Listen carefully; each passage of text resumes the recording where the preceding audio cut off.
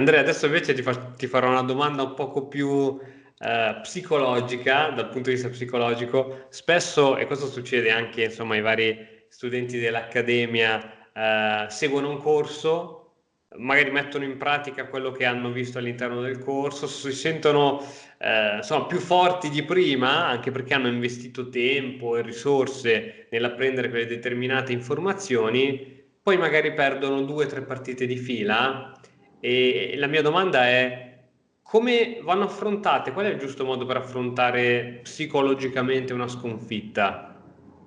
Perché è facile dire ok, basta, butto tutto all'aria, gli scacchi non fanno per me, oppure io non sono portato per gli scacchi. Ma alla fine, diciamo che poi c'è anche la differenza non so, perché c'è anche la differenza del gioco dal vivo e delle partite online, perché il gioco dal vivo, la partita seguente è il giorno dopo, qualche ora dopo, quindi ci sono delle ore per riprendersi.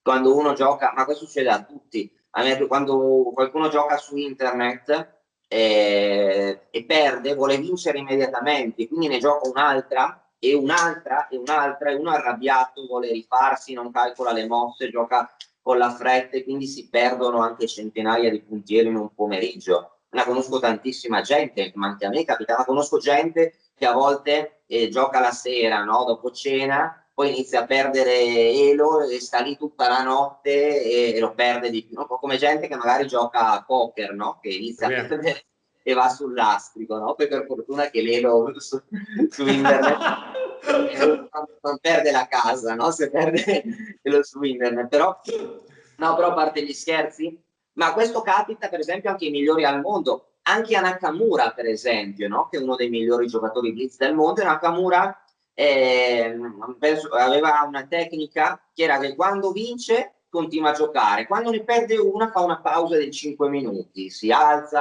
va a prendere un caffè, si distrae e poi dopo torna a giocare quando si rilassa, se si può. Questa è una tecnica interessante, che se no c'è proprio il rischio di giocare alterati.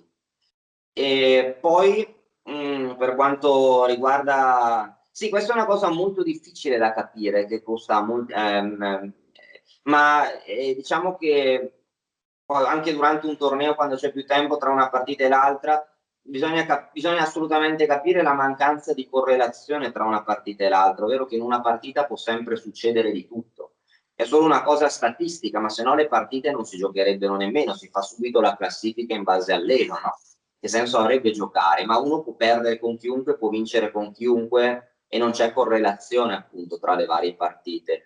Quindi bisognerebbe sempre appunto cercare di vincere ogni partita una storia a sé. Questa è una cosa molto difficile da mettere in atto, però se si applica, appunto, se si ignorano i risultati precedenti e si continua a giocare, no? Focalizzandosi sulla partita che si ha davanti, dimenticandosi il resto, possono esserci notevoli benefici. Grazie mille, è molto. Sicuramente aiuteranno questi consigli e ricordarsi poi di metterli in pratica è un altro, è un altro discorso perché, come dici tu, uno è accecato dalla rabbia, in quel momento pensa a tutto. Magari soprattutto ora, no? Per chi gioca su internet, può essere utile alzarsi un attimo, no? Fare una passeggiata, fare due chiacchiere con qualcuno, smettere un attimo, alzarsi un attimo dalla scrivania e poi tornare a giocare. Questo può aspettare i 5-10 minuti almeno per sbollire. Certo, e invece Andrea, questa è una mia personale domanda, sai, nei tornei dal vivo a tempo lungo, magari fai una partita la mattina e una al pomeriggio. Allora, se ti è andata male la mattina, puoi, tra virgolette, rifarti il pomeriggio, ma se ti è andata male il pomeriggio, poi devi aspettare una giornata intera e l'indomani che si gioca ancora. E lì, anche lì, poi bisogna saperlo gestire bene, perché uno può non dormirci la notte. Sì, sì, magari, infatti magari uno magari uno può distrarsi, magari uno può cercare di, sì, è vero, si può non dormire la notte, sì, sì, è vero, conosco anche giocatori molto forti che magari perdono qualcuno di loro, però per esempio ci sono alcuni che ci ridono sopra, no? Che non fa nulla, ma a volte anche Carlsen perde e poi ne vince tantissime di fila. No, probabilmente bisogna distrarsi, fare altre cose, no? Magari fare diciamo qualche attività diversa, fare una passeggiata, non lo so, Mm. non so, distrarsi, fare le cose che si farebbero fuori dal torneo, no? Non lo so, cercare di fare altre cose, non pensarci, magari, non so, ehm, non lo so, fare se uno qualche altro hobby, magari può guardarsi un film, leggere un libro, quello che vuole, può parlare con gli altri amici scacchisti del torneo, se il torneo è in un posto diverso, può fare una passeggiata e vedere la città in cui è, cioè, deve cercare di distrarsi se ha questo pensiero, no, della sconfitta. Se uno è fuori casa, è in trasferta, magari può provare a dare una passeggiata, a vedere un po' il posto nuovo. Se uno è in casa, magari può fare le solite attività che fa quotidianamente, no?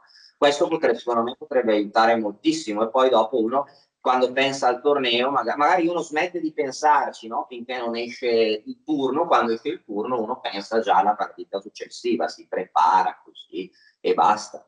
Questo secondo me può essere molto utile. Non so se sei d'accordo. D'accordissimo, assolutamente, assolutamente. È un po' come la notte prima degli esami, no? Dicono non stare sui libri fino a mezzanotte, ma piuttosto esci con gli amici e fatti una passeggiata.